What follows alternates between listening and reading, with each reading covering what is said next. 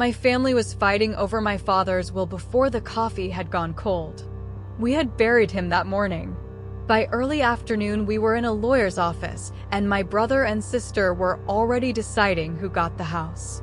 And then the lawyer closed the folder, reached into his bag, and set an old voice recorder on the table. He said, "Before we go any further, your father asked me to play something." And he pressed the button, and my father started talking, 3 days gone, into a room full of his children who were arguing over what he left behind. I am going to tell you what was on those recordings because it was not one recording. It was 3. And your father, the lawyer said, was very particular about when each one gets played.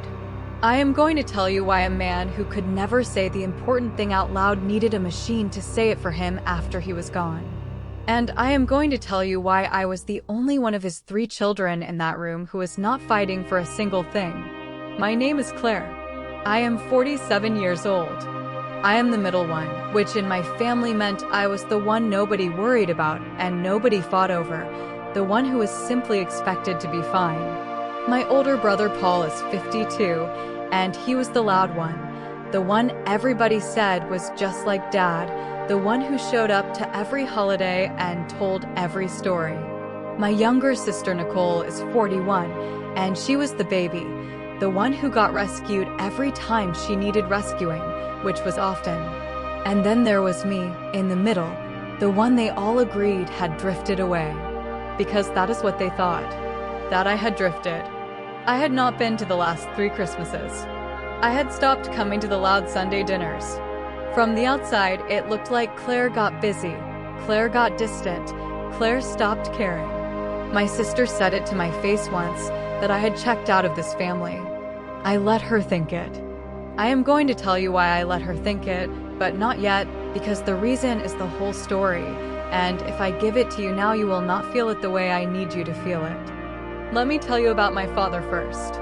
His name was Arthur. Everyone called him Art. He was not a cruel man, and I need you to hold on to that through what comes next, because there were years I was not sure of it, and I was wrong. He ran a small heating and cooling business for 30 years. He was good to his customers and good to his workers, and somehow could not figure out how to be good with words to the people in his own house. He praised Paul in front of everyone. He spoiled Nicole and forgave her everything. And with me he was, my whole childhood, just a degree too cool. A half step back. Like there was a pane of glass between us that the other 2 did not have. I felt that glass my entire life. I am going to be honest with you the way I have learned to be honest, slowly and late. It hurt more than anything else ever hurt me. Not the loud kind of hurt. The kind that just sits in you for 40 years and shapes how you stand. There were 2 things about my father's house I want you to notice now, because they matter later, and I almost did not understand them myself. The first is the kitchen door frame. Every time I walked through it, my whole life, I touched the top of it with 2 fingers, just a tap, without thinking. The way some people touch a doorpost on the way out. The second is that when I cooked in that kitchen, I hummed. Not songs exactly, just a low thread of sound, under my breath, the way you do when your hands are busy and your mind is somewhere else. Paul used to tease me about it. Nicole said it drove her crazy. I never even knew I was doing it. Remember the humming. Remember the 2 fingers on the door frame. My father remembered them. That is most of what this story turns out to be about. There was a third thing too, and I only know about it because Paul threw it at me once during an argument, years ago. He said I had a way of going quiet right before I said something that mattered, a little pause, like I was lining the words up, and that it made people lean in. He said I did it on purpose to be dramatic. I told him I did not do it on purpose. I did not even know I did it. He did not believe me. We did not speak for a month over something that small, which tells you everything about how my family handled the things that were actually large. My mother passed when I was 19. Her name was Eleanor. She was sick for a long time, and then she was gone, and my father, who could barely talk about feelings on a good day, simply closed a door inside himself and never opened it again, not for any of us, and we learned not to knock. The house got very quiet after that. Paul filled the quiet with noise, telling stories louder, being more like he could keep the family alive by sheer volume. Nicole filled it by needing things, because as long as somebody had to take care of her, the family had a job to do and could not fall apart. And me, I do not think I filled it at all. I think I just got quieter to match the house. And my father looked at me getting quieter and saw something that hurt him and pulled back further, and neither of us understood we were doing a dance we had not chosen. Now let me take you into that lawyer's office, because that is where you came in and I left you at the worst possible moment. The lawyer was named Mr. Bennett. He had been my father's lawyer and something close to his friend for 25 years. He had a careful, quiet way about him, the way of a man who has watched a lot of families come apart across this exact table. He started to read the will, the formal part, the legal language, and he did not get 3 sentences in before Paul interrupted him. Paul wanted to know about the house. He said it like he was being practical, like somebody had to be the grown-up. But I could hear underneath it that he had already decided the house was his by right, because he was the oldest, because he was the one who showed up. And Nicole, who never in her life let Paul have anything without a fight, said that Dad would have wanted things split fair. By fair, she meant she had debts, and the money from that house would clear them, and she had already spent it in her head. And they were off. Right there, with the dirt still fresh, my brother and my sister went at each other over a house and a set of bank accounts. Their voices climbed. Mr. Bennett tried twice to bring it back and could not. And I sat in the chair by the window and said nothing at all. I want you to understand why I said nothing, because it is not what it looked like. It looked like Claire checked out again. Claire does not care. Claire is above it all. What was really happening is that I was the only person in that room who already knew there was nothing fair about to happen. Because I was the only one who knew what the last 4 years had actually been. And I was not going to fight my brother and sister for a house. I had not spent the last 4 years for a house. Here is what they did not know. Here is what I let them not know. For the last 4 years of my father's life, I was the one taking care of him. All of it. When his kidneys started to go and he needed dialysis 3 times a week, I was the one who drove him, because Paul traveled for work and Nicole could not be relied on to show up. Somebody had to, and the somebody was me. I rearranged my whole life around a dialysis schedule. I sat in those waiting rooms for 4 years. When he was scared at night, and a proud man like my father only lets you see he is scared at 2 in the morning, I was the one who got the call. I cooked for him. I hummed in his kitchen, which I did not even notice I was doing, while I made him the soft foods he could still eat near the end. I want to tell you what those 4 years were actually like, because the word caregiving sounds gentle, and it is not gentle. It is missing your own daughter's spring concert, because it falls on a Thursday, and Thursday is dialysis. It is learning the names of every nurse, and which chairs your father likes, and what to say in the long silent hours when the machine is doing the work his body could not, and he is staring at the ceiling pretending he is somewhere else. It is the smell of those waiting rooms, which I will know for the rest of my life. It is your husband, Sam, being patient for the first 2 years, and then quietly tired in the 3rd. Not angry, just worn, because he married a woman and slowly got a part-time wife while her father got most of her. Sam never complained, but I saw it. I carried that too. And not one person in my family knew any of it was happening, because the man it was happening for had asked me to keep it quiet, and I had my own reasons for agreeing. And I did not tell anyone. That is the part that looks insane from the outside. I had the perfect defense against being called the daughter who drifted away, and I never once used it. I never said, "Actually, I am there every other day. Where are you?" I just absorbed the family story that I was the distant one, and I let it stand, and I drove to dialysis on Tuesday. Why? That is the question. And I will give you the first half of the answer now, and the rest will come the way it came to me, which is from my father's own mouth, on a machine after he was gone. The first half is this. He asked me not to tell them. Specifically Paul. He said, "Your brother will make it a whole production. He will want to manage it. He will want to be in charge of it, and I cannot stand to be managed, Claire. I just want it quiet. I just want it to be you." So I kept it quiet. And the second half, the half I am not proud of, is that some bitter, 40-year-old splinter in me thought, fine, I will not tell them. Let him finally see, with no audience and no announcement, which one of his children actually shows up. I was not even doing it for credit. I had stopped expecting credit from my father by the time I was 30. I was doing it because he was my father and he was scared and somebody had to.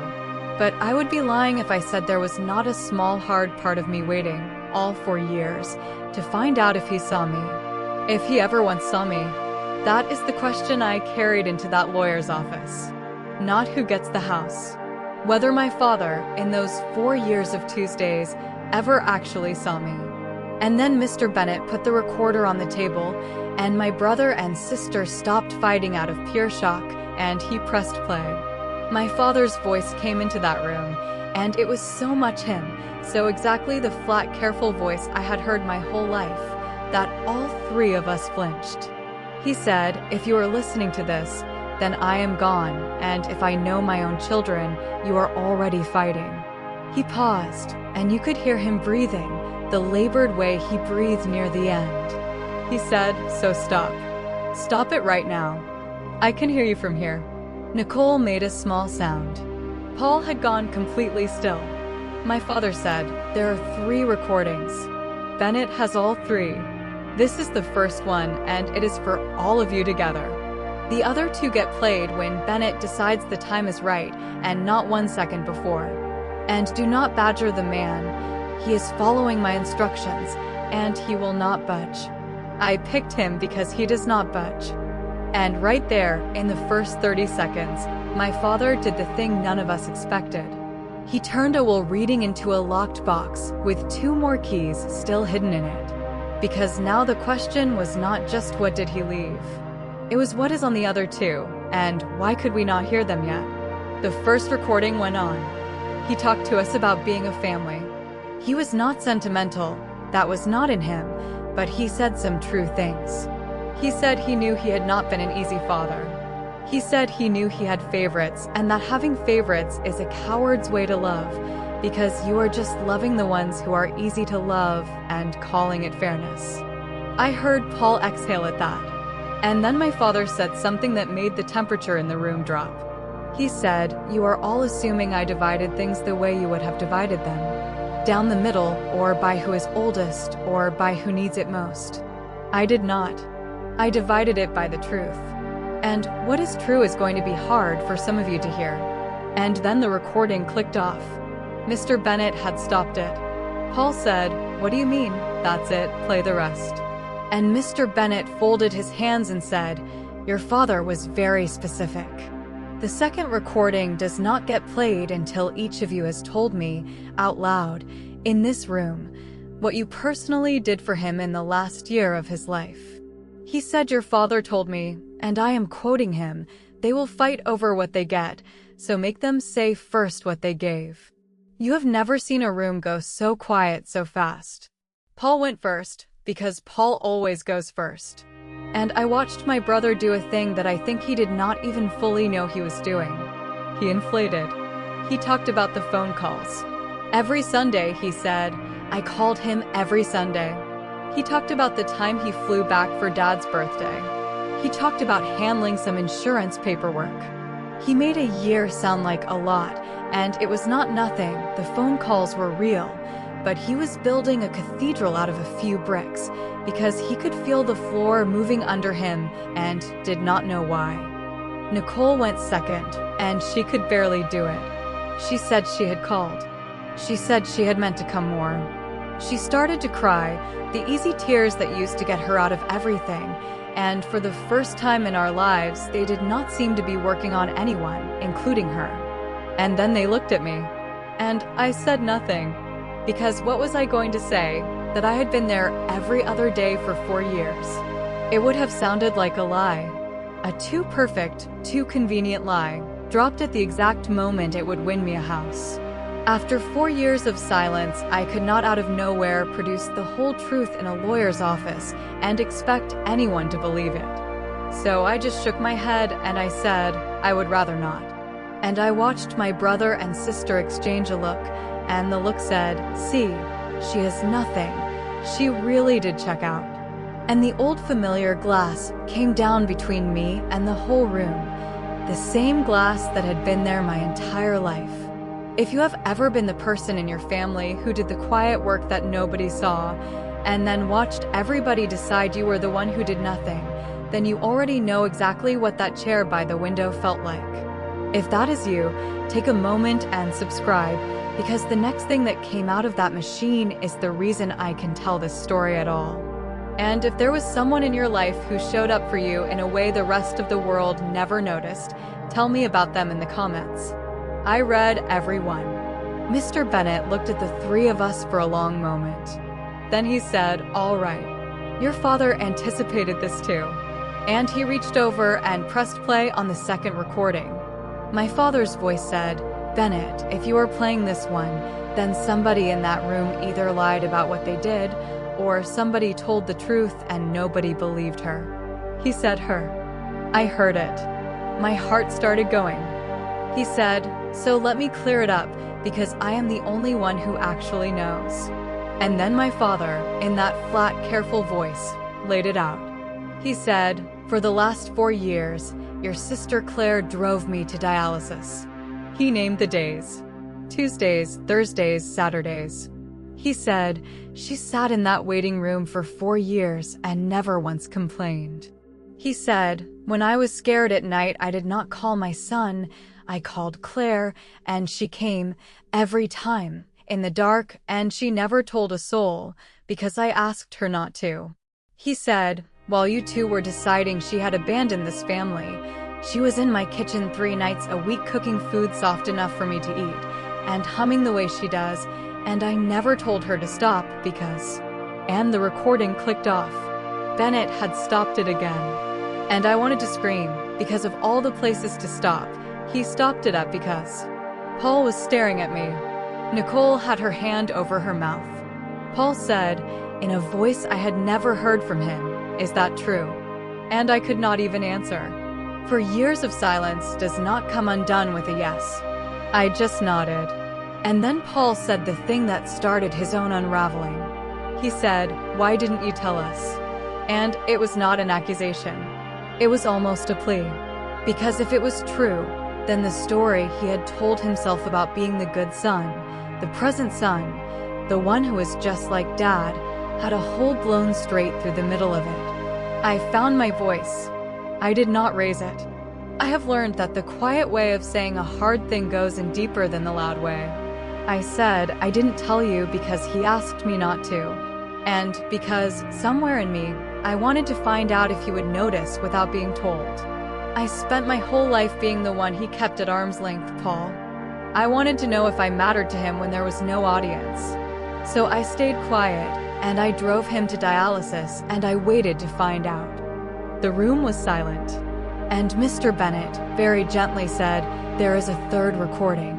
And he hesitated, which he had not done before, and that hesitation made all of us look at him. He said, your father gave me the strictest instruction about this one. He said I was only to play it if Claire was in the room, and only if she wanted to hear it. He told me it would change how you remember him. He looked at me.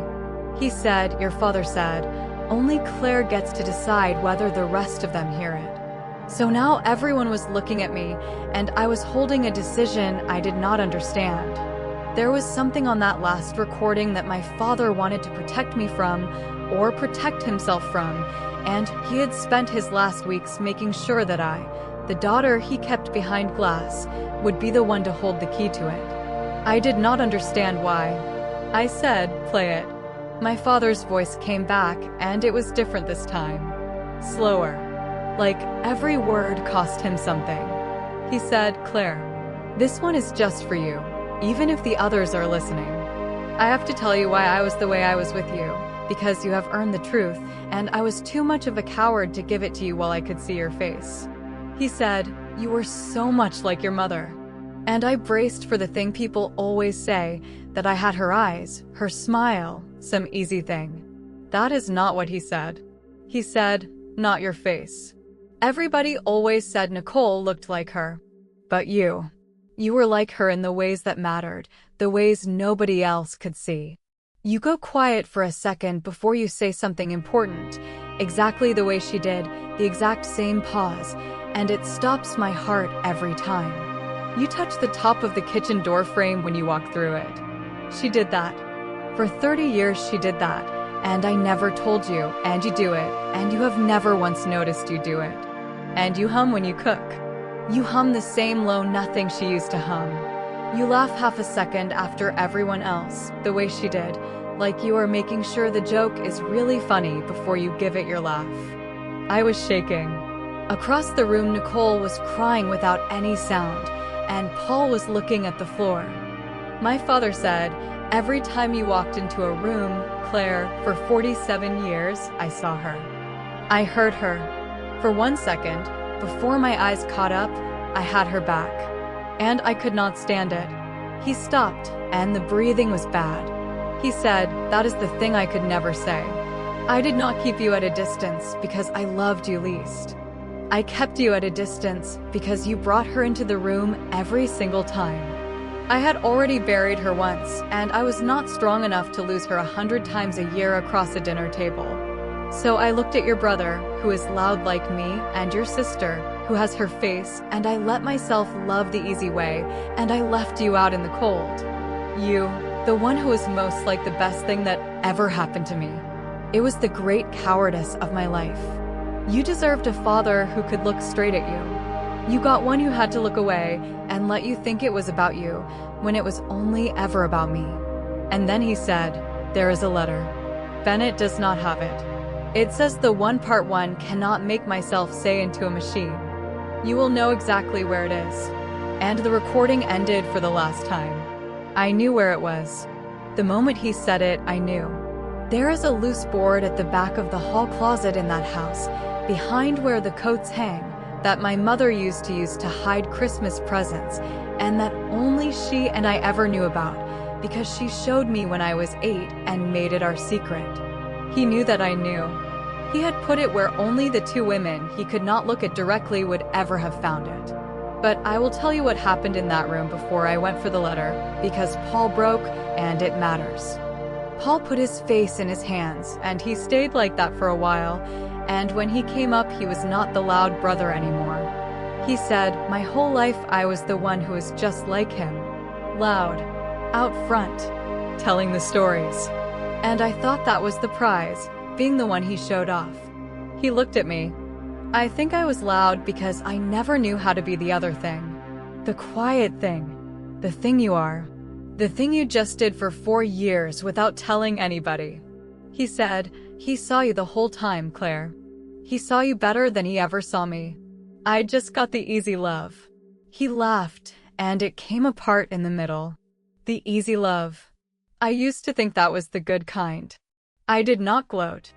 I want to tell you that because a younger version of me, the one who sat in the cold for 40 years, might have. But the woman who drove to dialysis for 4 years did not have it in her. I just said, Paul, he loved you.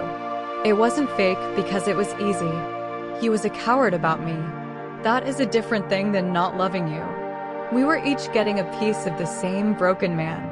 Then I drove to the house alone, and my husband Sam met me there because I called him from the car and could barely get the words out. And I went to the hall closet, and I pushed aside the coats that still smelled like my father, and I pried up the loose board, and there was an envelope, yellowed, with my name on it in his blocky, careful handwriting. Claire. It had been there a while. The envelope was soft at the edges, the way paper gets when it has been waiting. I think about that he wrote it and hid it, and then went on living his quiet, careful life for however long, knowing it was there, knowing I would only find it when he was gone, knowing he had finally said it. but only in a way he would never have to watch me read. That was my father all the way down. Brave enough to write it. Too much of a coward to hand it to me. And somehow both of those were love. I am not going to read you the whole letter. Some of it is mine to keep. But I will tell you the part that finished what the recording started, the part he could not say into a machine. He wrote about a night near the end. He wrote, "The last bad night, when you came at 2 in the morning, you sat on the edge of my bed and you did not know I was really awake, and you sang. Not loud. That low nothing you do. It was the song your mother sang to you children when you could not sleep, and I do not think you even knew you remembered it, and I did not know I remembered it either until it was in the room." He wrote, "I turned my face to the wall, Claire, and I know what you thought. I know you thought I turned away from you. One more time. One last time." He wrote, "I turned to the wall because I was crying, and I did not want you to stop singing, and I knew if you saw my face you would stop. So I let you think I was turning away. I used my last good chance to look at you, and I spent it hiding, because 30 years of cowardice does not leave a man just because he is running out of nights." He wrote, "I am sorry. Of all the times I looked away from you, I needed you to know about that one. I was not turning away. I was listening to your mother sing through you, and I did not want it to ever stop. I sat on the floor of that closet, and I cried in a way I had not cried at the funeral. Because at the funeral I was still the daughter who did not know if her father ever saw her. And now I was a daughter who knew that he had seen her so completely that he could not bear to look. Now, here is where the story could become about a house, and I want to tell you what I did, because I think it is the only part that was mine, the only part that was not handed to me by a man on a recording. My father left me the house. The recording explained it in the end, before it got to the part about my mother. He left me the house because I was the one who had lived in it those last 4 years, in every way that counted, and because he knew I would never sell the door frame with my mother's habit worn into it. He left Paul the business he had built, which Paul actually understood and loved. And to Nicole he left money, but in a trust, released slowly, because he said on the recording, with great gentleness, "I am not going to handle your sister's troubles for her from the grave, but I am not going to abandon her either. So I am going to do the one thing I can, which is make it come slowly enough that it helps instead of hurts." It was not equal. It was, like he said, divided by the truth. And the old me, the cold for 40 years me, would have taken the house and the vindication and let Paul and Nicole live with the new knowledge of who had really been there. I would have been entitled to. The recording entitled me to it. My father entitled me to it. I did not do that. Not because I am a saint, I am not, but because I had just learned that my whole family was made of people loving each other badly through walls they did not know how to take down, and I did not want to build one more wall and call it justice. So I told Paul and Nicole that the house was mine, and it was staying mine, because that was Dad's wish and because it was true. But I told them the door was open. Sunday dinners, if they wanted them, were going to happen in that kitchen again, under the door frame, and they were both welcome, and I meant it. I am not going to lie to you and tell you we became a perfect family. We did not. Nicole still struggles, and the slow trust helps some and not enough, and there are months I do not hear from her. Paul comes around now, and he is trying to learn the quiet thing in his 50s, and he is bad at it, and the badness is sort of beautiful to watch. This loud man sitting in a kitchen learning to just be there without performing. We are not healed. We are something more honest than we were, which is not the same as healed, and I have stopped needing it to be. I kept the recorder, the one from the lawyer's office.